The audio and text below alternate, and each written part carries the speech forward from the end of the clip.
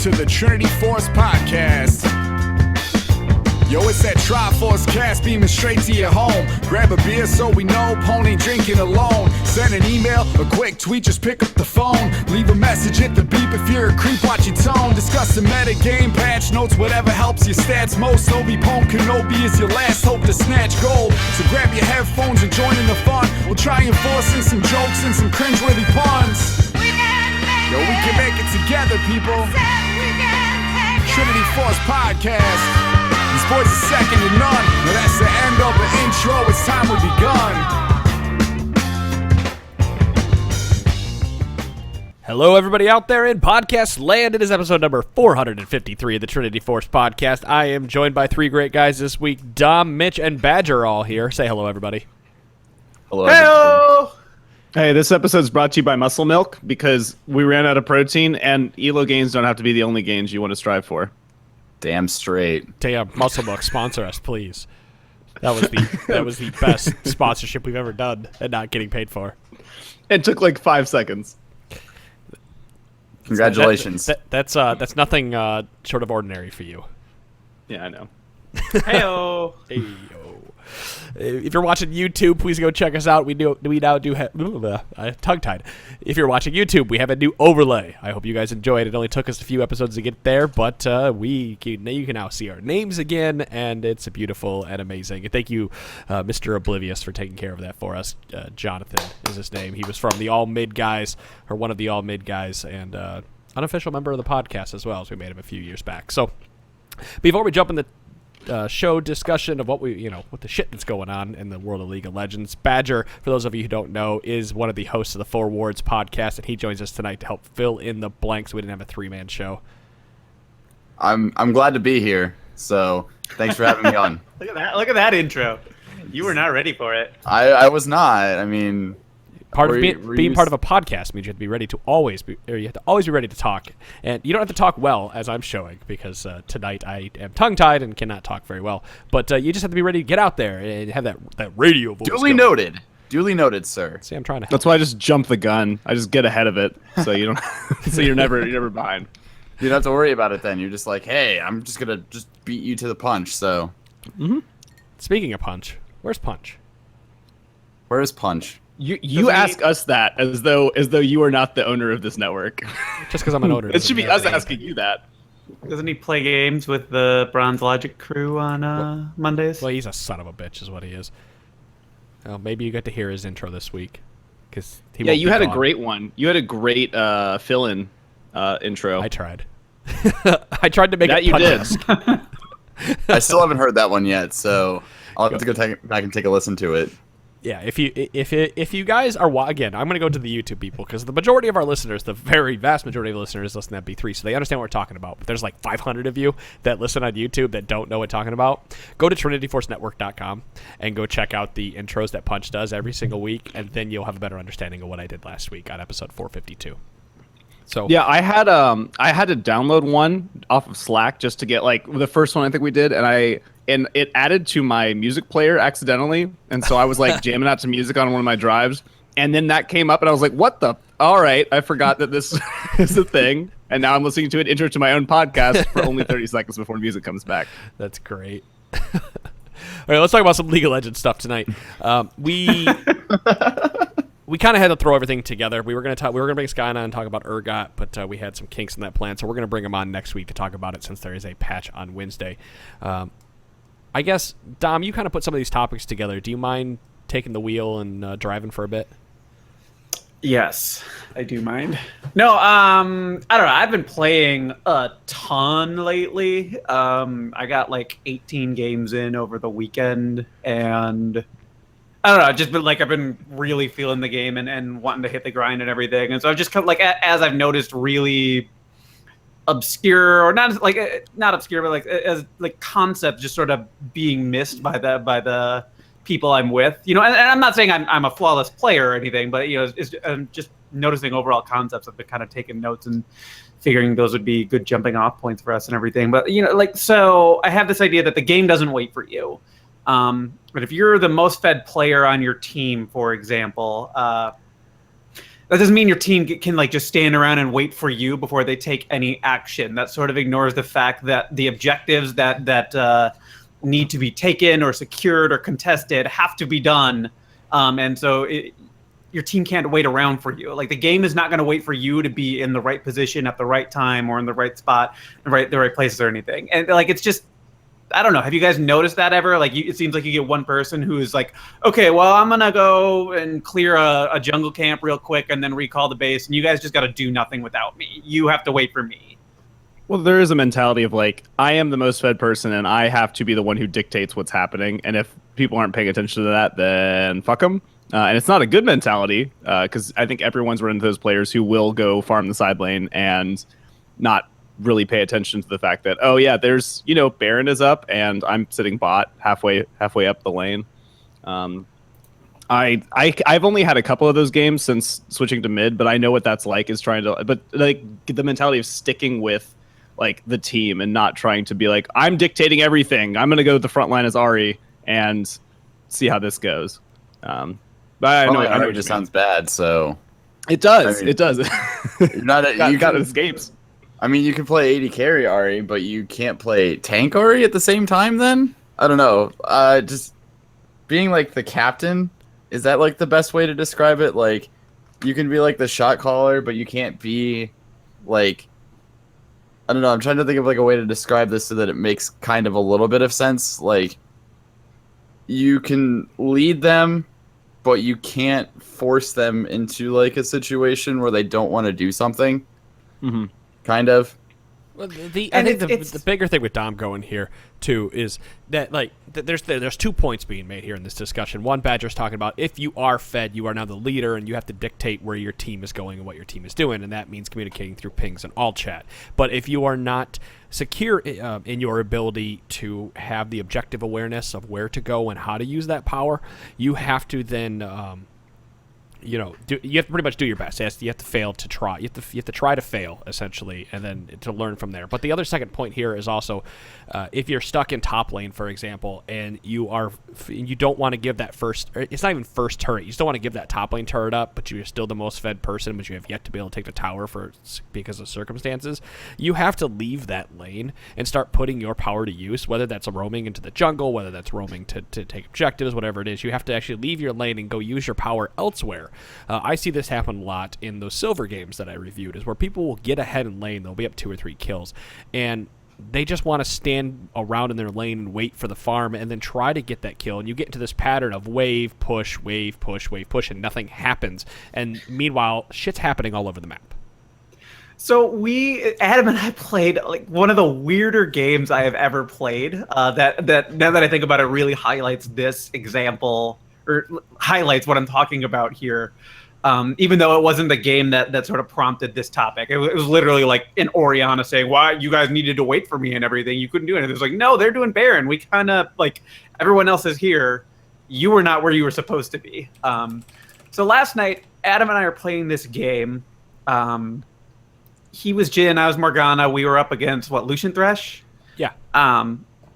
And lane is going pretty back and forth. We have nobody who's really good at, like, nobody at any point is really strong enough to drive anybody out of the lane without jungler assistance. They got a little bit of jungler assistance, but they never took our tower off of that. So laning phase basically ended up lasting, I'm not even lying, it was a 20-minute laning phase. And we were just down there going back and forth. But at like minute 12 or 13 or something like that, Adam, said something to the effect of like, I really just want to go back to base and like just concede this tower. And I looked at our map and said, our duo lane, or I'm sorry, our solo lanes and our jungler have taken a whole bunch of turrets and objectives, and this duo lane that is getting really farmed and has a couple kills is not leaving to go help them and everything. So we're really just helping our team out more by staying here, and just keeping them here and keeping them occupied. They very easily could have conceded that turret and gone and saved, 2 or 3 other turrets elsewhere on the map, because, our team took an inhibitor at one point, and this duo lane just did not want to give up their lane and everything, but they didn't. We just kept them there.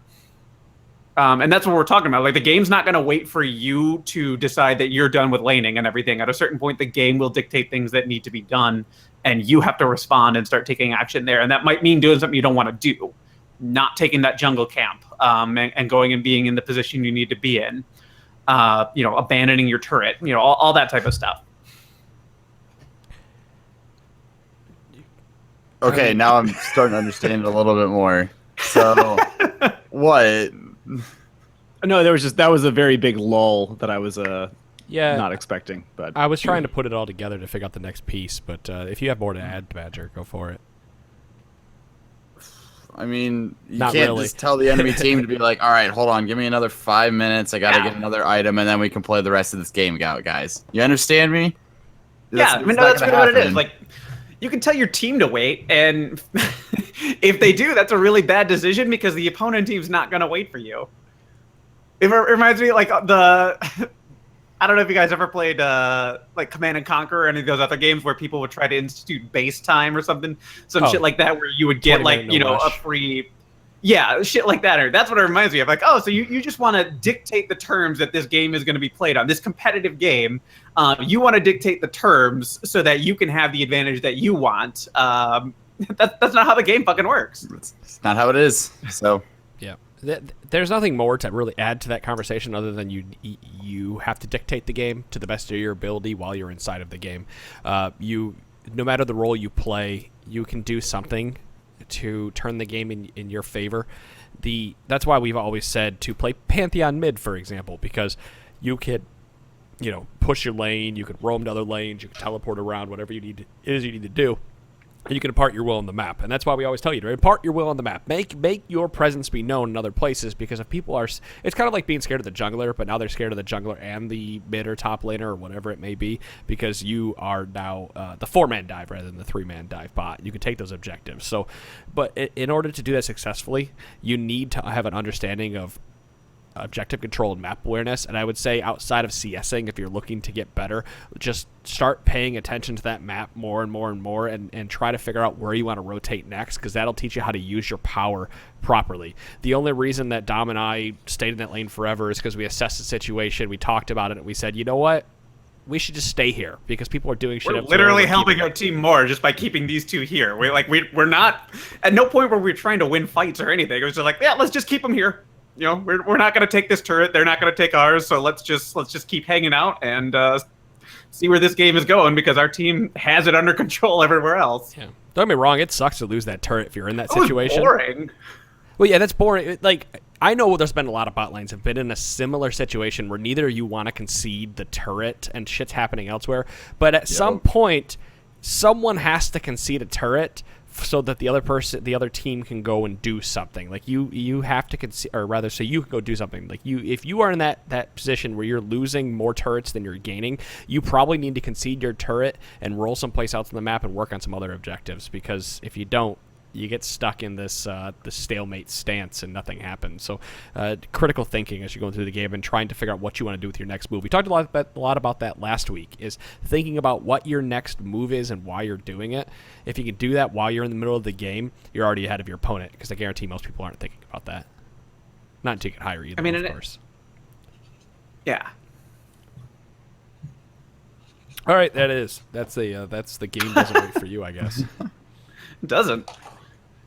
I did want to bring up a point that's not. It's kind of like it's a niche thing for players. A while back, Jhin has become popular again in the bottom lane, right? And there is people have been playing Jhin with warlords to have the sustain in lane, and also to have some sustain in the mid and late game with those big crits. But recently, I've been playing a lot of Jhin, and I've actually been taking DFT again over warlords, because I always felt like whenever I got into a skirmish, somebody would walk away with just this tiny little sliver of life, even after an ultimate. Like, you get those really good ultimates at Jhin, and like you pop them with 3 shots, or you miss the first one, but you get the last 3, including the crit, and that person walks away with just that sliver. DFT seals that deal. And while it's not the 60% it used to be, I actually really feel that DFT is the go-to on Jhin and not warlords, and everybody is... Warlords is really good. You're not wrong for taking it. I just think that DFT is still a very fantastic option to pick, and you shouldn't default to warlords anymore when playing this champion.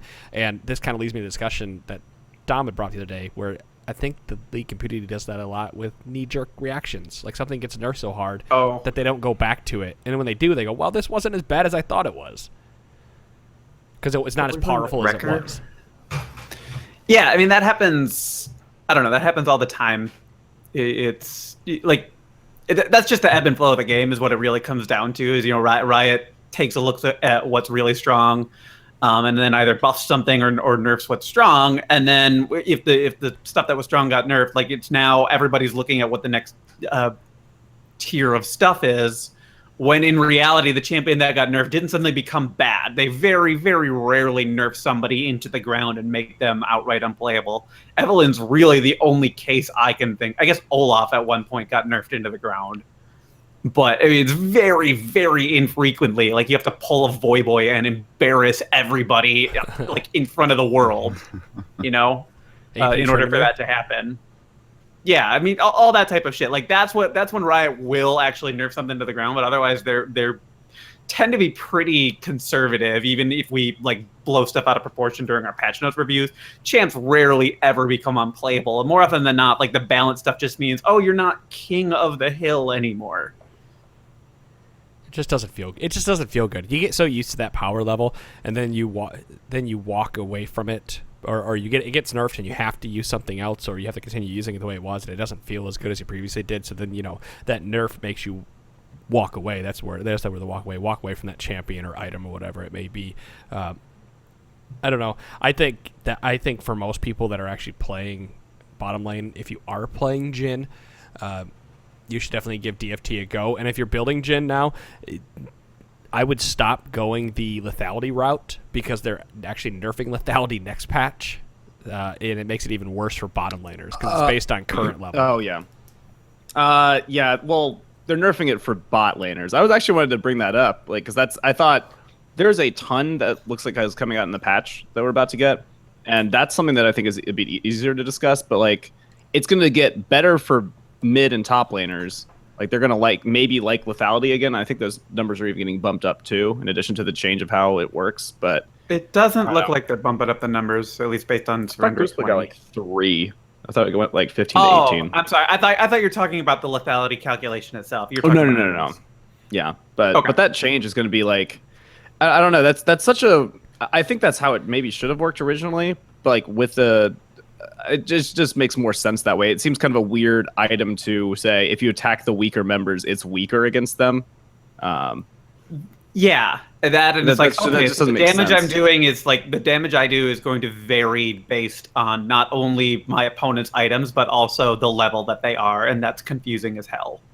Yeah, it's the only thing in the game that goes the reverse way, I think. Except, like, the only thing I could think of that was at all comparable was old Vigar ult, which was based on, like, the opponent's AP. And that's pretty much it. Like, which is such a weird. Play an AP champion, build AP and take more damage because you built AP. Yeah, it was kind of funky. Well, they were trying to give people and the League has put a lot of rubber band mechanics in the game over the last few seasons through the minions and how the minions interact. I think a lot of people forget that the minions get more powerful if the average team level is higher than the enemy team. Is that rubber banding? That seems like stomp more. Well, that's stomp more, but there's also the rubber banding effects. With lethality is rubber banding. Dragons can potentially rubber band you. Rift Herald lets you rubber band a little bit if you're able to take that. Like there are some. Kill streaks would be the main one I'd think of. Like, yeah, kill streaks. Breaking kill streaks. Banding. Yes. Assist streaks.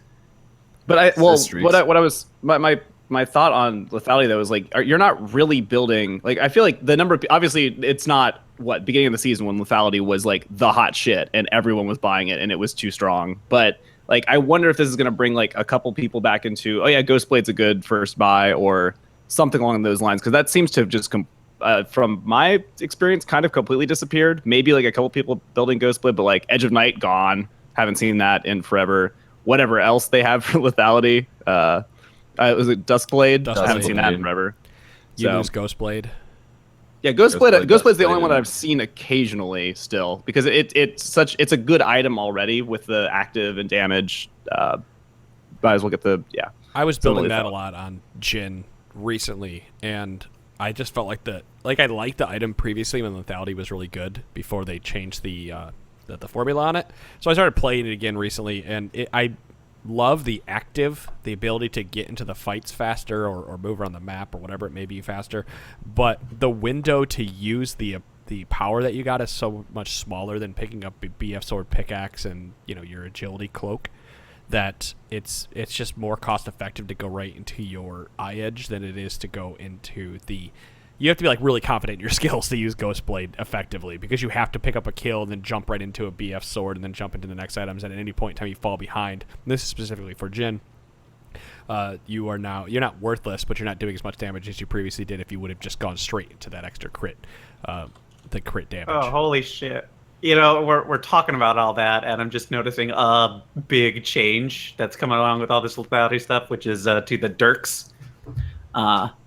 After killing an enemy, your next damaging spell will deal 50 bonus physical damage on a 30-second cooldown. Not quite the old passive that it was, but very similar, which has got to excite Jin players in that time. I mean, like but a lot of people. That could be like a talent Damaging spell spell. too. Wait, damaging spell though. It's not an auto attack, so Yeah, that's it's damaging interesting. spell. Yeah. That doesn't excite me You as a have Jin player that much. Bouncing grenade. No, because bouncing grenade is situational Doesn't to hit that use in a often. trade. Yeah, and it doesn't hit. As you notice, like it feels good when you hit it, right? You're like, haha, you walked into it. But how often we do haha more often than we do. Like, oh, that could. I'm just thinking like the number of times that you barely don't get the minion kill on that, and all of a sudden the 50 extra damage onto that next target is going to start killing all kinds of stuff. If it wasn't, That's going to bounce. if they didn't change lethality to work off of your level rather than target level, that would probably be a nice change. Well, wouldn't you be able to just auto attack once like a caster minion, and then every wave you auto attack a caster minion, throw dancing grenade down on it, and that clears like the entire back line of creeps? Sure. Wouldn't that work that well? I mean, you can always do that. That's always been a strategy with Jin, right? Is to knock down a couple of the range. Yeah, creeps I just and get the kills and bounce. Sorry, I definitely got distracted looking over all the lethality changes and was like, oh shit, this is a big change. That's good. It just scares me for the inevitable Talon Zed Pantheon that is going Can't to wait. overrun solo queue, because you now are Yeah. giving lethality. Kha'Zix's getting potentially more powerful with the dust bladed Drakthar and all that other changes. Yeah, I'm concerned, especially as a mid laner who doesn't play any AD champions mid. That's kind of frightening, just seeing those guys come back, because I already don't do great against that. I don't want it to happen more, please. I just want to be able to play Jarvan Lethality, and yeah. mid again. Yeah. I mean, you still can. The Jarvan I does can, fine. but it's not the same. It's just not the same without the lethality. I'm telling you, it's all right. You're stuck in a golden era, just like I was a while, and I was really down on Jin, and then I got back on the horse, and I went. Well, you my know thing what? with like Jarvan is I just build like Hydra first. Like you just build the team at first for the early damage. So play it more early game than the lethality. So it just seems like there's always a better route, unfortunately. Yeah, push and roam. Push and roam is what you're doing. If you're mid, I really do Yeah. like that. I know what you're saying with the Yumu's. Like building that on him it feels really good, because you can get into EQ more frequently. But yeah, you need that TM mid early at any point in time to be able to be effective around the map. And that goes back to what we talked about earlier. The game doesn't wait for you, right? Like Nope. if you don't build a TM mid, you can't push. The game's not going to wait for you to get there. Look at that. Look how we walked that back around. Good job, Badger. Full circle. Way to be a podcaster tonight. That's what I'm here for. All right, let's do some listener questions, and maybe we'll jump back up here to this other topic, because I feel like answering a couple of those. I specifically want to answer Dylan's question. I got to gold 1 and hit a massive losing streak. I mean, massive. I probably won 5 games out of 35. My MMR went to shit, and I'm now silver 2. I'm struggling hard to climb, currently gaining only 15 LP and losing 22. I generally feel like I hit a huge bad luck streak. I have never had such an experience in my 3 to 4 years. I play a solid 8 to 10 games, and I out-CS everyone in most games. I just don't know what to do. Do you have any advice? I love the game, but I'm finding it hard to enjoy. Yeah. Oh boy. Take a break. So there's a lot to unpack here, but at least one thing that immediately comes to mind is if you have that big of a discrepancy in your LP gains and losses, is you need to make those games count a lot, because you're talking about, what is that? Every 3 wins counts for 2 losses, and that's a bad ratio to have. But if you're trying to before you do climb. that, don't put the pressure on yourself, though. I think I agree with you that, yeah, they have to count, right? Because you need to win 7 in a row to reset your MMR gains and then start getting back in there. But if you start putting the pressure on yourself, where I say I have to make these count, you're going to play like shit. I think you need to take a step back. If anyone out there is out here, like, we take a gigantic losing streak and we drop down from Plat 1 down to Plat 4 or something, right? Like, I know a lot of people that have done that. Where do you think my hand? I've done that too. You have to take a break from the game. No matter what part of the season, you have to step back and take a break. And then you have to walk back in and go, all right, today I'm going to work on this. And you have to go back to everything that we said, the basics, because if you don't go back and work on your faults and you're not doing your replay reviews, you're not going to climb. You're just going to put unneeded pressure on yourself and you're going to perform worse because of it. I would say that I don't know what started your losing streak. Everybody goes through streaks where they win a bunch and then they lose a bunch. That's pretty much playing League of Legends. But I'm willing to bet that once you got into this kind of this protracted losing streak, you really started to, like Adam said, put a whole lot of pressure on yourself. And I'm willing to bet that you became afraid to do anything proactive and really just afraid to make a mistake, because you started worrying about just your own performance and feeling like looking good on the stat line at the end of the game, and not turning those stats into something meaningful for your team. Hey, it feels great to have, to go 10-2 or some shit like that. But if you didn't win the game, it doesn't matter. So instead of focusing on the individual stats like your kills or your CS or anything like that, focus on what's going on in the given game at the given time, and like take it from there. Go for an aggressive play that you would have gone for back during your winning streak or when you were climbing really well. Just don't be afraid to make a mistake. We all make them. And yeah, sometimes you're going to have teammates who are assholes and who are going to bitch about it and everything. And you know what you can do? You can mute them. It's not that hard. So anybody out there who's done this, where you've gotten to an elo and come back, you obviously got there for a reason, right? Like, you were doing something right along the way. And I wonder if your best bet is to join like our discord.trinityforcenetwork.com, and join in and play some normal games with a bunch of the guys and trying to get your groove back and actually enjoy the game again. Play some just normal drafts. A bunch of guys in there will just play normal drafts with you all night. And you got to learn to love the game. I know that when I get in there and play, speaking to Dom's point, if I play with Marine, for example, who we've probably beaten everybody's head, only plays Garen, I have to generally pick a different I have to pick a different set of champions that I would normally pick, because I need to prop him up. And I've realized that over time. I've had a conversation with Dom and others where I've said, I don't feel good when I get out of the game, even if we win, because I'm not carrying like I want to. And specifically, I remember Dom saying, well, you are carrying. You look at your assists, or, look at what you're doing in the game. You're doing fine. You don't need to have this outrageous kill to death ratio to actually be helping to carry the game. Let other people pick you up and carry you. You have been in like such a mentality this season where you need to be the carry and you have to have all the kill. Yes, it's most noticeable when we play with Todd, because he you can be in a 4v5 or whatever's going on. Like, it doesn't feel like he's everywhere else on the map, and even if he's not with the team, it doesn't feel like he's not with you or anything. But and I'm guessing it's because you climbed so hard pretty quickly, and you probably carried a lot of games just by yourself last season. I'm guessing that's why you have this attitude where you need to be the guy and everything, and that's just really not the case. Yeah, sometimes other people are going to be the guy. I honestly hate stats. Like, I wish it didn't give you as many stats as it does, like the CS and all that. I can understand like kills and stuff like that, so you can identify who's like the Fed member on the enemy team. But like at the end of the game, when you sit there and you're just like, you try and justify bad performances with statistics that look good, that just makes you reckless. Sorry.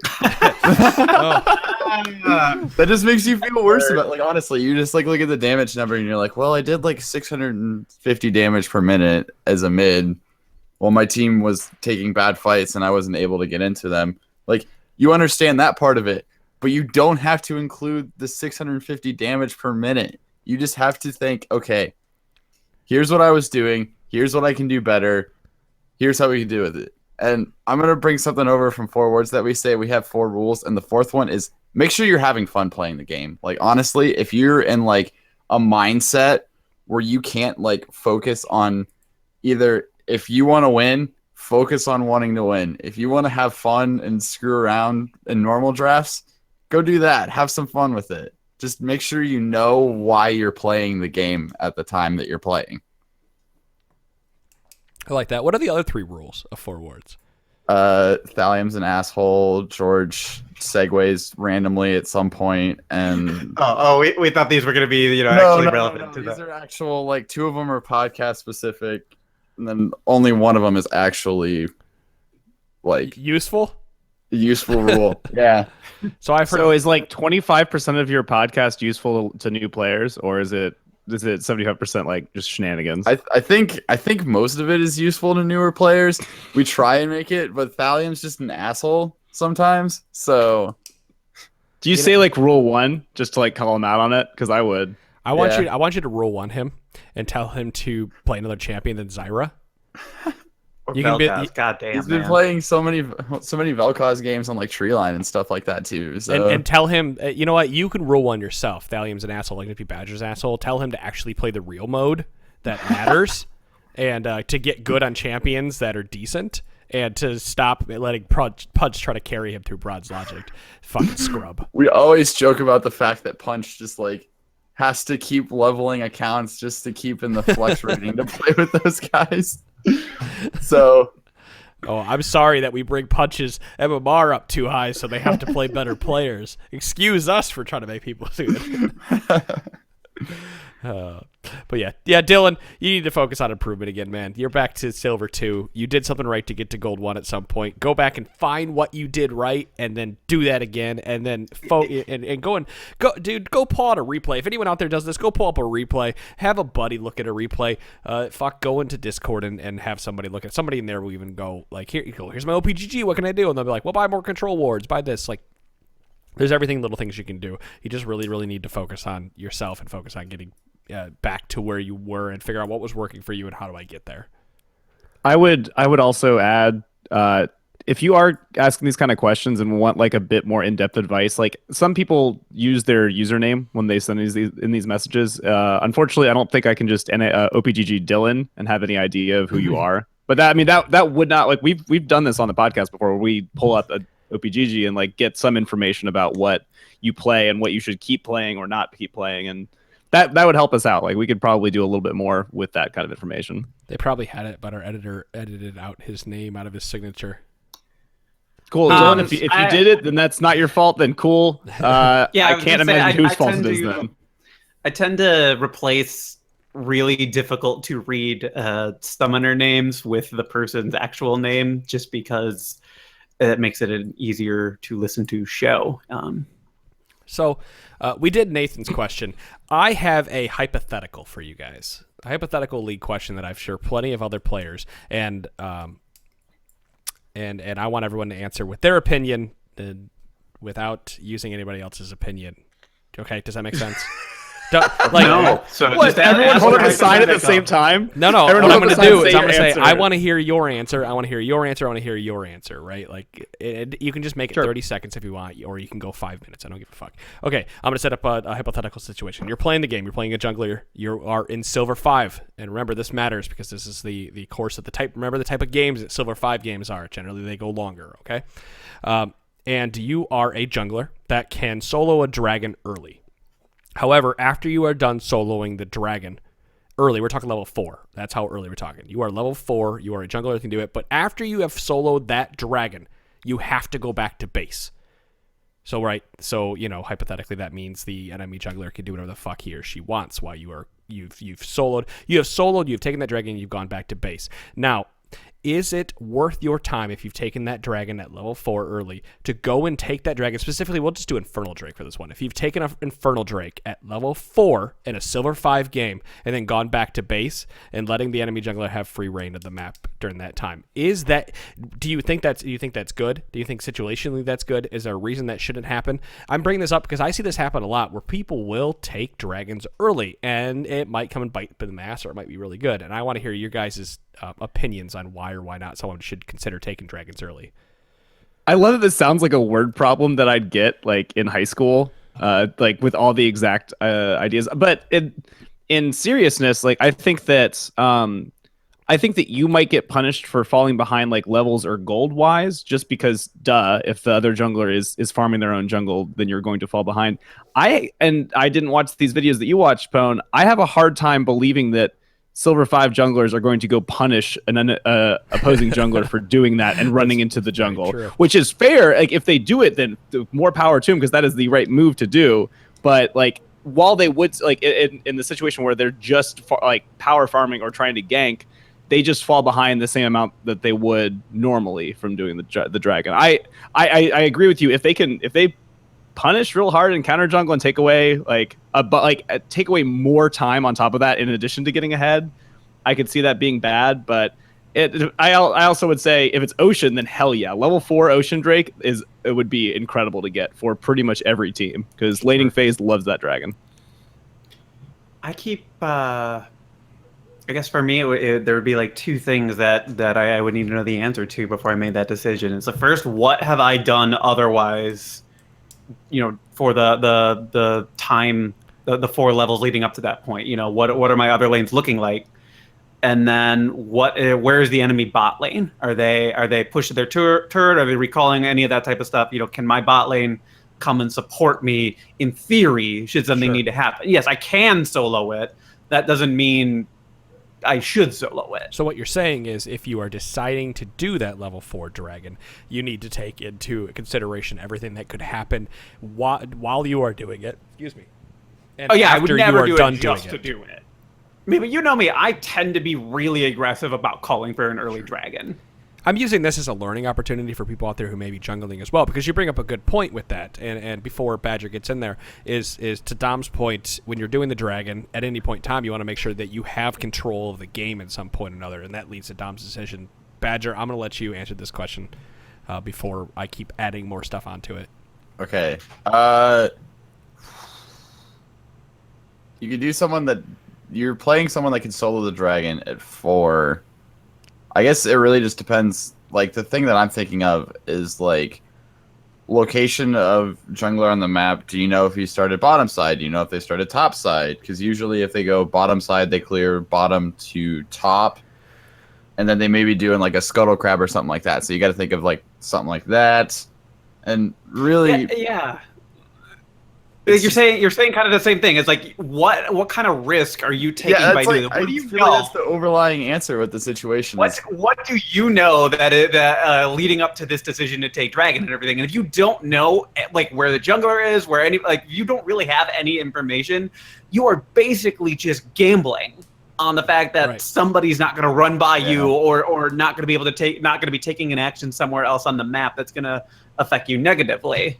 I honestly think that it would be better to just be on the map and create pressure than try and take an early dragon. I mean, you'll have the scaling, and games tend to go longer in lower elos, so Infernal Dragon would be good, but so much is detrimental on like the early game in some of these games, and you can get a snowball rolling in one of your lanes. So we're also I mean, they're like, what, 4 champions that could do a dragon at level 4?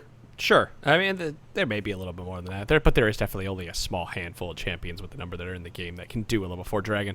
And so I bring this up because I watched a replay review, and I'm in the middle of doing one where a Warwick with no buffs takes one and has to back because, again, he has no buffs. So if he had blue, he could potentially walk back in the jungle, heal up, and continue going. And in the meantime, the Rek'Sai, I don't think the enemy Rek'Sai actually did anything because silver. But if this was any other higher elo, like we're talking probably plat to diamond, where players may have actually go, oh shit, he took dragon, that means he has to back, now I should go gank because I can do that.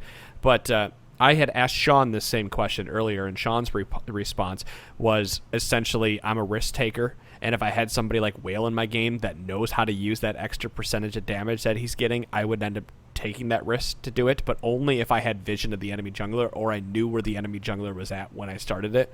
And going back to like Dom's point, knowing so at any point you're taking, this goes all to taking dragon, I know where the enemy jungler is at, I know where the enemy bot lane is at, and I have control of the game. I'm not taking super big risks by starting it and getting collapsed on. And I think a lot of people forget that, is that time that took you to take that dragon no matter what one it is, and let's say it takes you a minute to take that dragon. During that minute, that enemy jungler is now 1 minute ahead of you in experience, 1 minute ahead of you in gold, and potentially 1 minute ahead of you in ganking. Now, he can't do all three of those. You pick 2 out of the 3 essentially, because you get gold for ganking or you get gold for farming. I think it's always better off to take calculated risks than it is to take substantially risky plays when it comes to being a jungler at any point in the game. I guess Yeah, I would take the risk if I had one lane that was pretty decisively ahead. But they don't need to necessarily have taken a tower, but they're just really good at bullying out and zoning their opponent or whatever it is. They've got a pretty considerable lead when I'm thinking about doing that.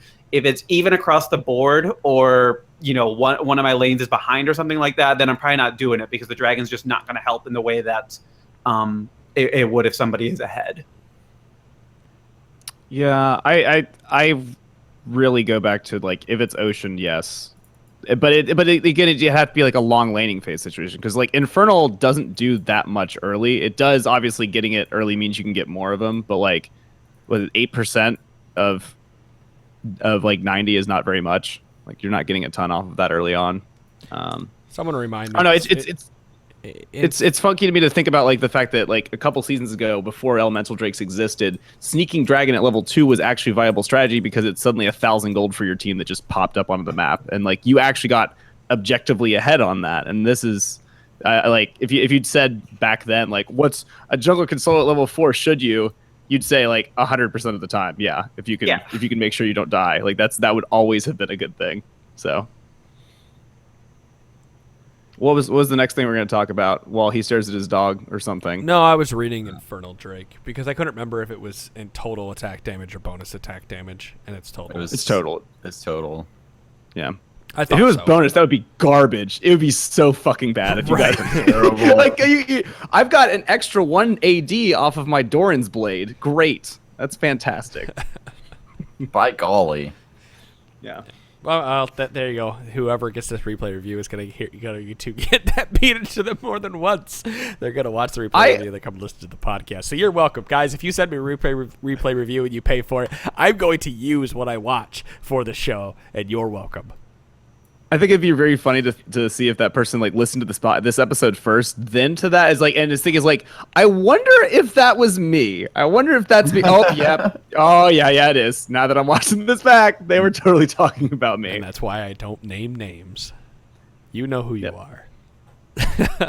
You know what you did. Can't believe you've done this. Yeah. Is it really out of character for me to do something like that? No, it's not actually. Now that I think about it. Well, James writes in, and the TLDR of it, he wants to set up an hour-long playlist. He wants to start it every time he plays the game. He feels that if he has his playlist running while he plays the game, that he can time specific events in the game to cues in the music that he's listening to. And he wants to know if it would make him better, if this would actively work. Dom, are you laughing at the same thing I am? Because I don't know. No. There was a post on our law the other day that hit 16,000 upvotes, and it said, "I'm making a Spotify playlist for every champion, and people can vote on what song should go on that." And I haven't looked at what songs came on, but I bet some people trolled the shit out of Vayne players or something and put Rage Against the Machine. Who knows what's on there? But that made me think of this again. No, that wasn't what I was talking about. No, James, I feel like you're overthinking it, and I feel like you're assuming that the same thing is going to happen every single time you play the game. No, it's not. And the game is going to last. Aside from top getting ganked at 3 minutes, I really don't feel like anything else is predictable from there. Yeah, you can't time a playlist to work the same every single time, because one game is going to last 22 minutes, another game is going to last 56 minutes. So what happens when you have that queue that pops up at the 30-minute mark that was supposed to mean for the 20-minute mark, because the game's timers got all fucked up, it doesn't work. You can't set up something like that. It's much no, I mean, I think he's just talking that he starts the playlist over every single time the game finishes loading. You might as well just listen to the same song over and over again at that point. I just don't. I mean, Yeah, like I said, I don't think it it's a works. good idea, and I've heard of people using like a metronome to basically train themselves to look at the mini map every time they hear like a certain noise, because he set it up for like a 4 count or 2 count or something. So just every time they hear a certain noise, they glance at the mini map so that they just get in the habit of looking at the mini map every second or so, just quick glancing so that they improve their own map awareness.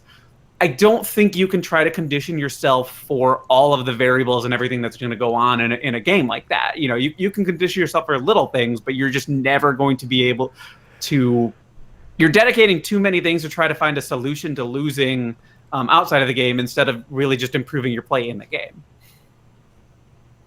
That's it. That's the end of it. Ta-da! You can't unfortunately you can't band-aid it anymore. Yeah, it's. Todd said it. There's no ranked blue pill or anything like that. You just Blue pill or the red pill? The ranked blue pill is the Trinity Force podcast. Listen to us and gain elo. Wait, the blue pill would be like shutting your mind off, right? I don't And actually not know which just fucking ignoring pill is what. I'm not a giant. I can't remember. fucking- It's been a long time since I watched Either that way, movie. the amount of discussion of the red pill would breed too many Reddit subreddit things. So maybe don't. Let's not go with either direction, honestly. Thanks, Mitch. Yep.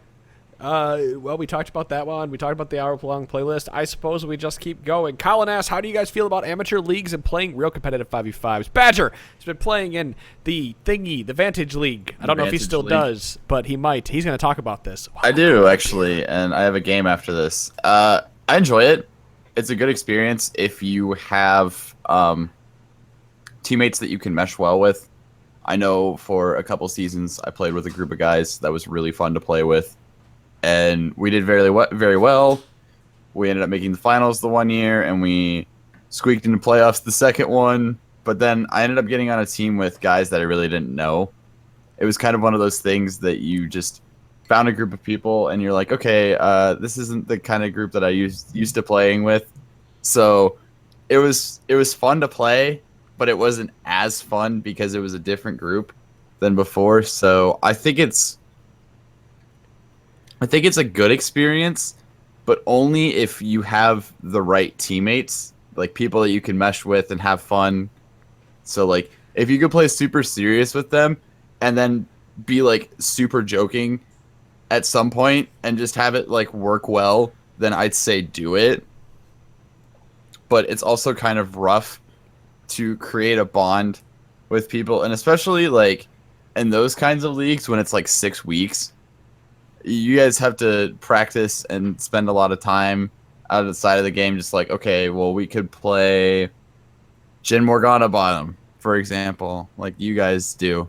Just like say something like that, just like, all right, we could do this and this and this, and we've had like a Google Doc every season that we've been like, all right, we can play this and we can play this, we'll need to ban this against these people and all that. So I'd say it's a good time. It's fun. It's really good to learn like the 5v5 aspect, so you could take that into your fives games or your flex queue. But as like a solo experience, maybe you'll pick up on some like minor things in something like that you can use in your solo queue games, but I feel like it's better for like a 5v5 experience instead of a solo queue experience. I think one positive that it really can have is that it will reduce the amount of pressure you put on yourself in a given ranked game thereafter. When you're playing games that really like feel they're going to, I mean, in a much more immediate sense, they are going to have, they have a lot of meaning behind them. This type of thing can do a lot to reducing ranked anxiety. And like you get to a point where you don't really care if you win or lose in ranked. Obviously you want to win. Everybody wants to climb, but you don't put the same type of pressure on yourself to climb, because it's like, you know what? I've still got how many more, weeks, months before ranked is done and everything. There's a lot of fucking time for me to hit my goal and everything. Losing one game is not a big setback. I was thinking that if you're, oh, sorry. No. Go ahead. You want to finish that? All right. I was thinking this is not a horrible time to potentially do this. I don't know our age demographic of listeners, but people who are out of school right 19 now, to like if 25. you're just going to be playing like a bunch of League anyways, but you actively want to get better with like a group of friends, it's not a bad idea. Like you could be playing much better games more consistently and be able to practice and learn those kinds of practice those kinds of lanes. I know you could just potentially just go play solo queue for, I don't know, two more months till you're back in school. I forget how school works now, but like that, this would be a good time to do it if you're like on the fence, if you are out of school. Like don't like come talk to us and say, hey, I just lost my job because I decided to practice for these leagues all day and it didn't work. And I didn't make the LCS, which is crazy because I thought I practiced enough. Oops. We all can't be Mike Young, rookie of the split. Mike fucking Young, my drug right now. Yeah, when I played it, I played competitive 5v5s through the Alienware, and I feel like it made me a better player back when Alienware did that, because I was able to learn a lot more about the game, and it really taught me. I like 5v5s because what it did is it taught me how to have map awareness and objective control, because I had a better understanding of why we needed to rotate where. But the game has evolved since the point that I played in Alienware, and there is more strategy now. More people are developing different types of strategy. Like when I was playing, we never swapped bottom for top lane and moved that around after a tower dropped, or moved like 2 mid and 1 bot and shit like that, right? Like there was none of this weird swapping shit that went around, or whatever it may be. But now with the competitive 5s, I think it's a good opportunity to go play even for a month and something like that, because you will play against better players. I played against a master tier bot lane and got my shit pushed in, and it taught me a few things when I was making my climb the diamond, and I really liked that. But that's because I use that time to teach myself how to be a better player and position better during the specific times of the game that I need to learn to do better in. So yeah, go play it. Go in there with the mentality of I want to do this, and I think that probably the most thing that most people are going to learn how to do is have objective control, because you have to have objective control as a 5s, and a shot caller has to move you around the map. The hardest part about something like this is getting 5 people who are of a similar level of competitiveness, I guess, is what it really comes down to. If you have one person who is just like, whatever, I'm just doing this because you needed a guy, or I'm just doing, this sounded fun, so I'm going to do it, but they don't want to practice the way everybody else wants to, or they don't want to like expand their champion pool, so they're basically the flavor, a one trick of the flavor of the month or something like that, so they're basically useless every single game. Like that can get really, really frustrating and drag the morale of the team down. It's amazing what one person can do to the rest of the team. Oh yeah. Yeah. And that's just kind of that's the danger you're going to run into. And is that you might not even see it just having idle conversation with the person outside of games. It might not be until you're in this competitive environment that you realize, okay, this is not working. And then what do you do? So take everything we just told And you. we don't have to answer that. And well, take everything we've given you and decide whether or not you want to play in it, and feel if that's the right thing for you. I don't think it's wrong for you to go pay somebody somewhere to get you into a competitive game for at least a month or a season or whatever they want to call it. 6 weeks, like Badger said, it's what Vantage does. Even if you go in there for 6 weeks, and you have to try your hardest, because everyone else hopefully is trying their hardest. After that, you can phone it in and go do whatever the fuck you want to do. If that's support Karthus out of the bottom lane, then more power to you. Sounds amazing. I did the Alienware battle arenas actually right before you started doing them. I did them with a group, and they were a lot of fun. Everybody was pretty much on the same wavelength for what we wanted and what we wanted to get out of it, and we all had a really, really good time. Yeah, I did too. I really liked it. I love doing ranked 5s. I just wish I had more time for them. What do you do? I think that's where we're going to leave it for tonight. I think we had a very productive podcast where people learned one thing or another. Unusual for us. If you liked anything that Badger said, go check out the FOURward's podcast. He could do his plug if he. I just got FOURwards.trinityforcepodcast.com. Our Twitter is the number 4wards podcast. There's no longer Doom Spikinator on it, so everybody else. No longer Doom Spikinator on it, so it's better than it's ever been. Ouch. Guys, if you check out if you guys have already checked out beta.tfn.gg, our new website, that is being pushed live this week. As of right now, you can view it as of going to www.trinityforcenetwork.com. We are working on pushing that over to trinityforcenetwork.com without the www works. People that don't understand the web will go, what the fuck? But it works that way, I promise. I just did that. I don't understand the internet. Yeah, there's things called A names and C names and DNS and propagating, and we're propagating shit out there. Hey, Mitch writes in, what do all those mean? We'll explain to you later. www.trinityforcenetwork.com will take you to the new page. Trinity Force Network takes you to the old one for right now. And by the time this podcast goes out, it might have already changed. So the new site is going out live. What's really great about the new site is that you can easily get to the information you want to get to, and you can share it and get like the images and everything. Like it works like you expect a web page to work. Thank God, finally. And you can share specific communities. So if you click on Trinity Force Podcast or FOURwards, for example, you can get all the information about FOURwards by clicking to that, and it'll be right there. Other than that, guys, that concludes this episode. I hope you enjoyed our podcast. We will be back on Wednesday with patch 7.14 discussion, and then that's it, guys. We'll see you. Have we Take it from there. Have we talked about Rain yet, or whatever his name is, the new guy? Kane? No. Did we talk about him? No. Okay. So we still have to do that. Cool. Sorry. Bye. We've been bye, but no, we've been doing a lot of listener questions, a lot of teaching episodes, and we haven't gone back around to get the Skyin on. So probably what we'll do is next week after 7.14, we'll just do a double episode with Kane Urgot and not actually talk about their abilities, but more or less just talk about their art direction and their lore and whatnot. Plus, we're kind of waiting for more Urgot lore because I don't think they've expanded on that quite yet. There was like a paragraph.